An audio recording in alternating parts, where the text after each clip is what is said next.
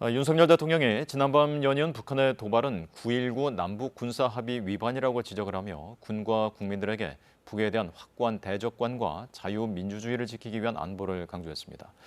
한편 대통령실은 9.19 군사 합의 유지 여부는 북한의 태도에 달려 있다고 밝혔습니다. 강병수 기자의 보도입니다.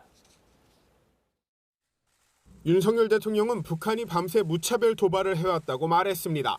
특히 북한이 해상 완충구역으로 방사포를 쏜 데 대해 9.19 남북 군사합의 위반이라며 대응 방안을 검토 중이라고 했습니다. 하나하나 저희도 다 검토하고 있습니다.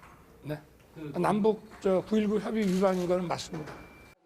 정부는 북한이 7차 핵실험까지 강행한다면 9.19 군사합의 파기를 선언하는 방안도 선택지 가운데 하나로 고려 중입니다. 대통령실은 9.19 합의 유지 여부가 북한의 태도에 달려 있다고 경고했습니다. 윤 대통령은 북한이 물리적 도발에 정치, 사회적 심리 공세에 나설 수도 있다고 말했습니다.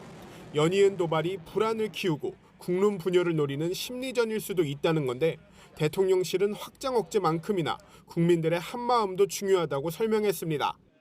확고한 이런 대적관과 자유민주주의를 지키겠다는 이런 헌법 수호 정신을 확실하게 갖는 것이 안보에 무엇보다 중요하다고 생각합니다.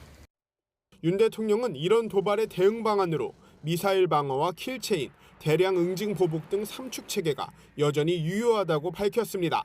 일부에서 나오는 선제 타격론 등의 주장은 일축했습니다. 국가안전보장회의 NSC는 도발에는 반드시 대가가 따른다고 경고하며 국제사회 공조를 강조했습니다. 특히 유엔 안보리 이사국들의 책임 있는 역할을 촉구했습니다.